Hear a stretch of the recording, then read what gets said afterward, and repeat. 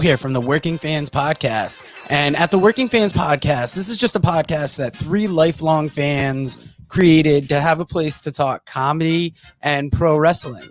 Now, our comedy podcast releases every Tuesday, while our wrestling podcast releases every Thursday. We release bonus episodes under the moniker Working Fans Presents every now and then. You can find us on Apple Podcasts, Google Podcasts, Spotify, Breaker, any major podcast provider. The important thing is just please like, rate, review, subscribe wherever you listen to us. Now, we have started a new thing. We are now on Amazon and Audible. So those episodes release every Monday. And that's kind of going through the archives and just releasing our old episodes in a new area. So if you want to live through the process with us again, take that journey with us again, you can find us over on Amazon and Audible. Now, if you can't get enough of us in the audio form, check out our YouTube. It's youtube.com/C/Working Fans Wrestling Pod, or just search Working Fans Podcast on YouTube. We have the whole archive is up there. And if you listen to the Working Fans Podcast, you are more than familiar with the 531. That is our signature segment where we take your top 5 lists on a particular subject, vote it down to a top 3, and then debate it down to a top 1. Now, guys, if you want to hear 3 guys talk shit about comedy, wrestling, life, anything, you will enjoy the Working Fans Podcast.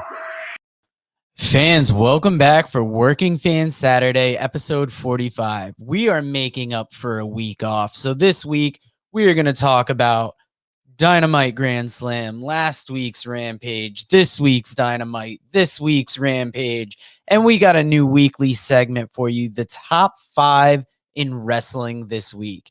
Now, next week, we're going to be talking our favorite live wrestling experiences of all time.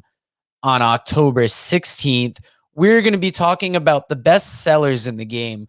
Think about Ricky Morton, Ricky Steamboat. When they get that arm really wrenched behind them, who sells the best? Now, October 23rd, we are going to be talking top 5 celebrity appearances in wrestling. Both the best sellers and the celebrity appearances in wrestling will be live 531s. And then to finish off the month, October 30th, we will be talking favorite Kurt Angle moments. Now I'm going to play the intro. I'm going to bring in Dave, and we're going to be talking a whole lot of Dynamite and Rampage.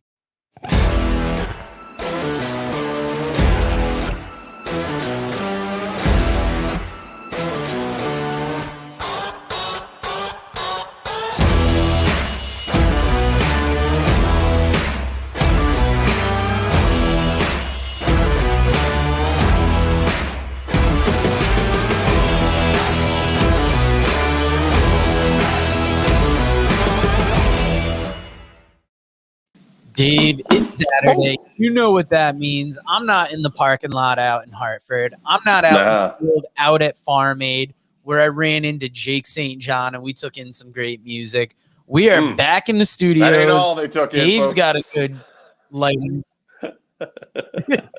Dave's got a nice lighting setup. Mm-hmm. And Dave, Dynamite, the last couple weeks has been amazing. The Dynamite Grand Slam, that was like nothing else I've seen from them. What did you think of that? Oh, man, it was great. Bryan Danielson, that match he had with Kenny Omega was fantastic. I didn't mind it went to a draw. I loved it.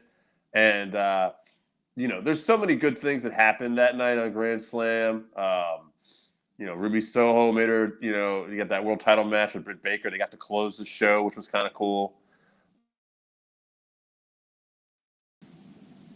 We're live, brother. Things can go wrong. Hold on a second. Yeah, Wi-Fi's been cutting out a little bit. I think we've been talking about Britt Baker, Ruby Soho. It was a great Rampage. But in particular, I want to focus on Bryan Danielson a little bit here because his performance in that match with Kenny and then on last night's Rampage with Nick Jackson, he's looking like a different wrestler.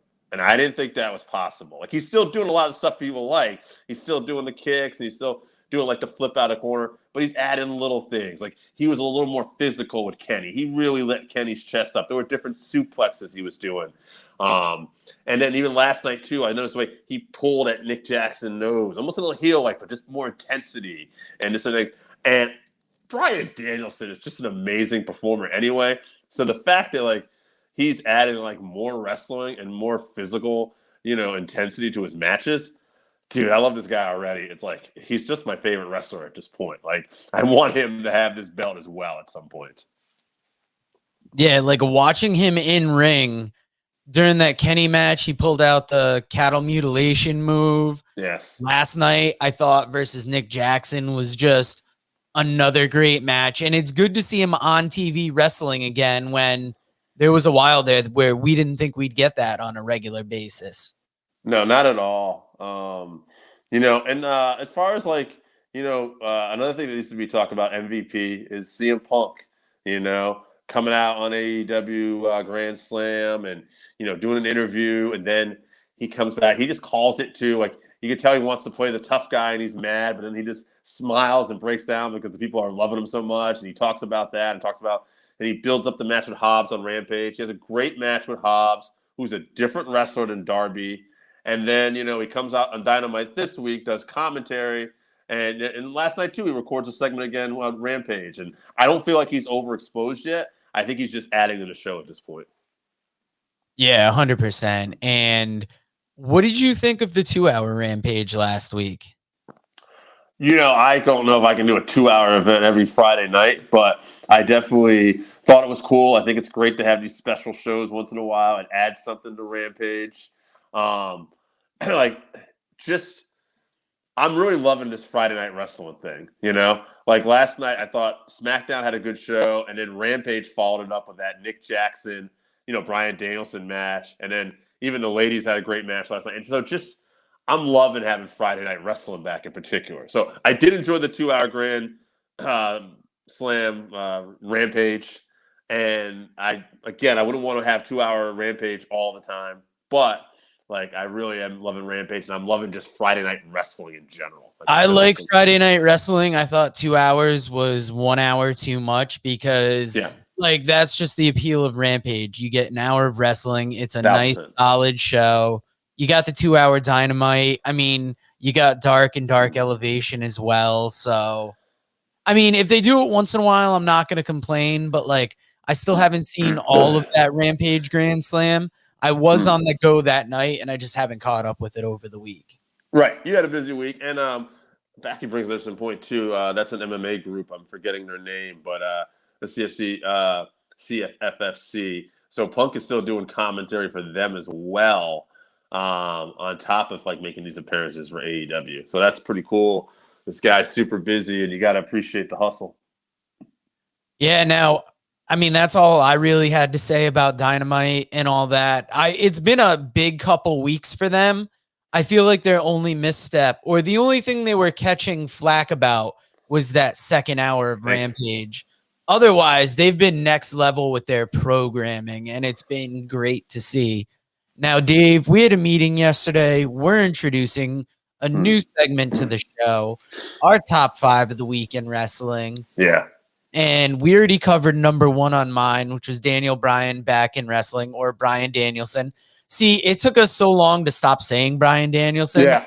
I think it's going to take just as long to stop saying Daniel Bryan. Yeah, WWE had to give him such a similar name. And Bryan Danielson is one of those once-in-a-lifetime performers that, you just got behind him. And he made himself – that's another thing I want to talk about, actually, real quick before we just get into the segment.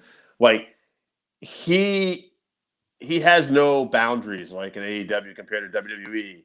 But not only that, too, I also feel like he's purposely just doing little different things to distinguish his game. You still have the people saying yes, yes, yes, because he did carve out such a great name for himself out there as Daniel Bryan. But, man, Bryan Danielson has got Daniel Bryan plus it's the American Dragon, and it's just turned up it's insane. All right. I'm going off on this guy. I love him. Bryan Danielson, you're my hero, wherever you are. Just if you see this, I love you, man. All right. Bye. Okay, so number 2 on my list is the first night of the WWE draft. Happened last night on SmackDown. I thought it made the show fairly interesting. Yeah. The first round of picks, Roman Reigns to SmackDown, Big E to Raw, Charlotte Flair to SmackDown, Bianca Belair to Raw. Second round of picks, Drew McIntyre to SmackDown, RK Bro to Raw, Kofi Kingston and Xavier Woods to SmackDown. So they broke up the New Day. They called Kofi and Xavier the New Day, but it's almost like they're splitting Big E away from them. And they just brought him back too. Big E was on SmackDown. All right, so then Edge went to Raw. The third round was Happy Corbin and Madcap Moss to SmackDown, Rhea Ripley and Nikki ASH to Raw, Hit Row to SmackDown, Keith Bearcat Lee to Raw. Fourth round, Naomi to SmackDown, Jeff Hardy to Raw, Rey and Dominic Mysterio to SmackDown, Austin Theory to Raw. That was all they did last night. And yes, we're all going to mourn Hit Row for the next 1,000 years. I just want to say something before we get to your next top 5. All right. I did enjoy SmackDown last night. So this is just a criticism, though.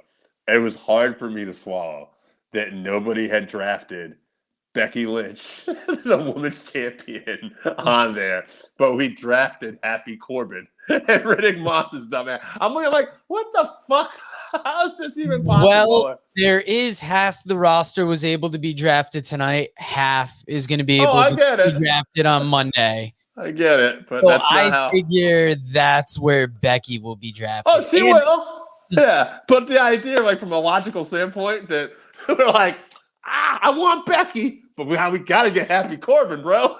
But I think logic went out the window when we saw how the WWE has treated 80% of black champions. Hey, Bearcat Lee, baby. Woo, let's do it. No limits. Next list. So number 3 on my list this week was a link I sent to you last night. It was the Jon Moxley versus Nick Gage GCW Fight Club Countdown Special. It's this little 18-minute thing they put out featuring Nick Gage versus Jon Moxley at October 9th GCW Fight Club, who also on that card, Alex Zane versus Ninja Mac. If you've never seen Ninja Mac, I haven't. He does some great flips, and him versus Alex Zane will be insane. Atticus Cogar versus Jordan Oliver. That's going to be a great match. Effie versus Matt Cardona. Internet title versus GCW career. That is going to be almost as much of a draw as Moxley versus Gage. And if both of those weren't big enough draws for you, Mick Foley will make an appearance live in a GCW ring. And this is the first of a 2-day event. Aftermath is the next day, which features Minoru Suzuki versus Joey Janela. But this special was on my radar because it was so well done and it hypes you up so much for that match next week. So first off, I didn't get that link. I might have missed it. I might have been in bed. I will check that. I sent it to you and Scott. I'll look for that. Thank you. Yeah, I know. That might be in that thread. Yeah, I caught that backly too. But that was more. I forgave that a little bit because of storylines. But yes, I'm excited for that. And Alex Zane too. By the way, keep it busy. He was actually on Impact Wrestling this week in a 3-way with Laredo Kid and Trey Miguel. Which congrats on Impact Wrestling getting some of this talent to get into use now. Yeah, he actually kicked off the Get Lost a Lot event last week that I attended in New York versus AR Fox, an event where Japanese legend Minoru Suzuki got a Working Fans Podcast shirt. I don't know if it made it home with him, but it made it to the back room at least. That's right. Goddamn right it did. Now, number 4 on my Northeast Wrestling Better Than You event that is live in Danbury, Connecticut tonight, 7:30, doors open. Just a few of the matches. You got Eddie Kingston versus Brian Anthony. You got Eric Redbeard versus Wrecking Ball Legursky. NEW champ and former guest of the show, Dan Moff versus Keith Youngblood. You got Private Party, who's going to be accompanied by Matt Hardy versus the Trust Fund with Jared Silverclight. and Will Ospreay versus Rocky Romero. Big event. If you're in the area and you're looking for a spare ticket, get at us. We might know somebody that can get you in. And lastly, somebody. number 5 on our list, our 2-year anniversary show. If you haven't Look at you. it is episode that's going to be 113 of the Working Fans podcast, where Dave and I, we do a 5-3-1 on top ECW champions. And then we had almost an hour talk just about the show. Now, after I get off this broadcast today, I will be cutting up the video and I will be getting it up on YouTube over the next couple days.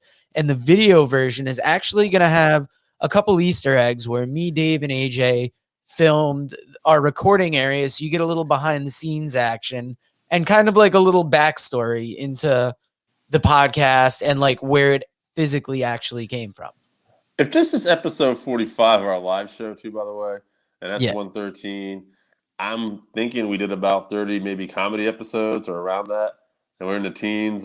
We have done 33 comedy episodes. This week's 531 top Eddie Murphy movies coming up Tuesday.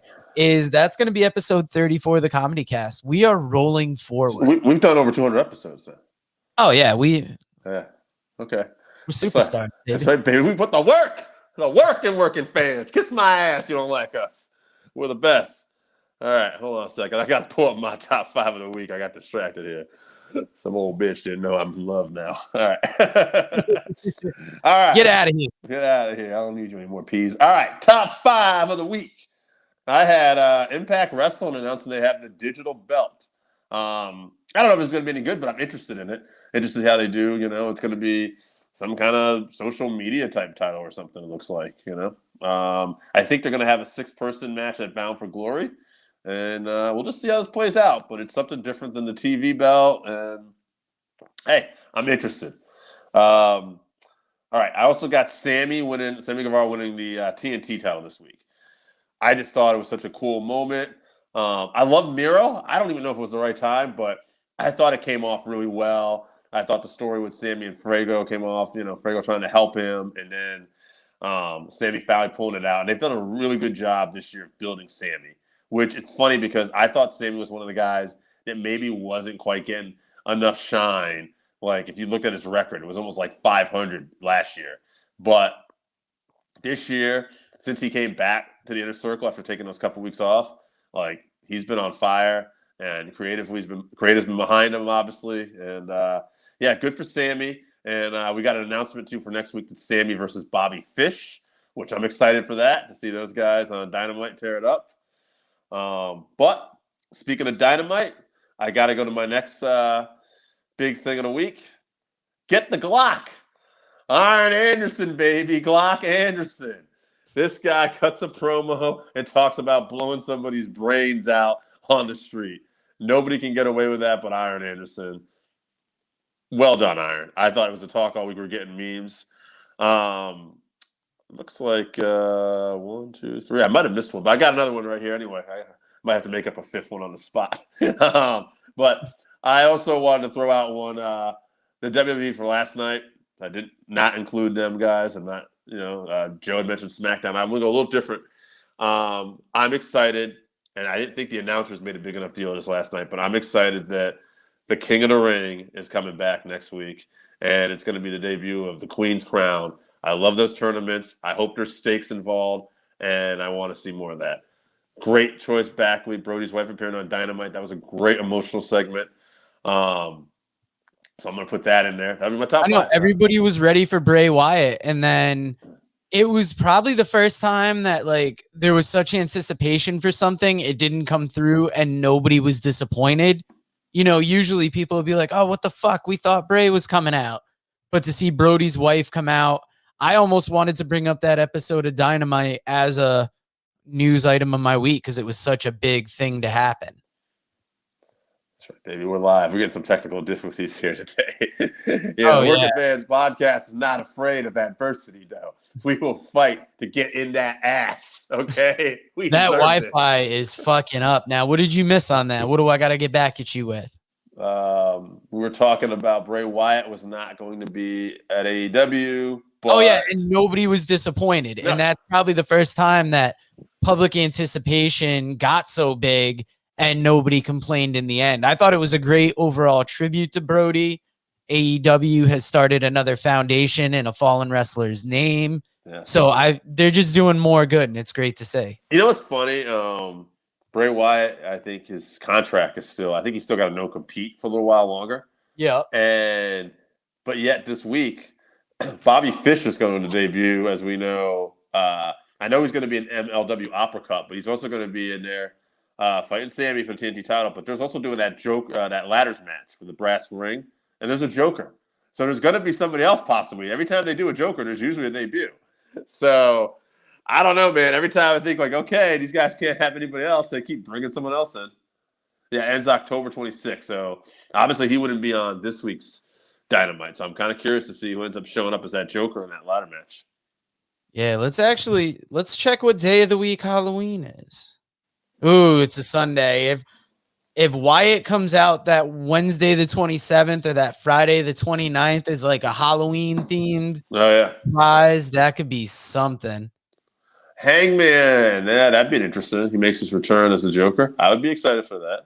And it brings him back just in time for that Full Gear push. Yeah. And maybe get that title that he's finally getting. Unless, who do you think's more likely at this point, Brian or Hangman for that? I think we got to conclude I think we have to have Hangman. I'm sorry. I think we have to have Omega and Bryan Danielson wrestle at this point, at least.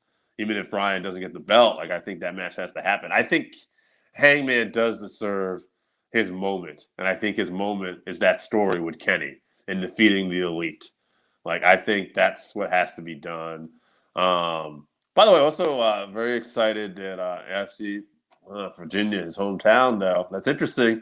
Interesting point by Back. This is one of the great things I love about Dynamite right now is they're giving us a lot of possible, things that, make sense and they could go either way. And that's what's exciting.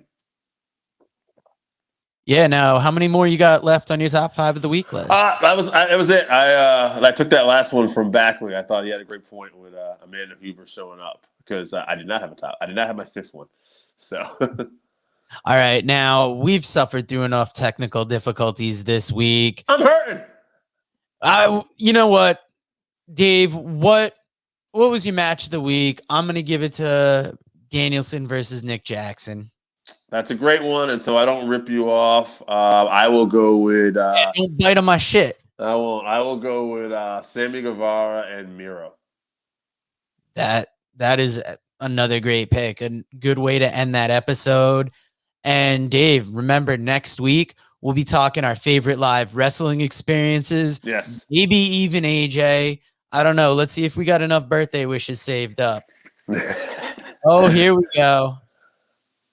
Cole versus Jungle Boy. Yeah, another great match that kicked off the show. Yeah, I'm excited for that. And let's see. By the way, one thing we did talk about SmackDown last night. One thing I have to say again, too, Pat McAfee. That fucking guy, they should be just paying him a truckload of money because he's making their shows better. Like, how often do you have somebody who's just like that excited to be there? Yeah, and from what I've read, I forget where I saw it, somewhere on Facebook. Apparently, he doesn't make a ton from his commentary.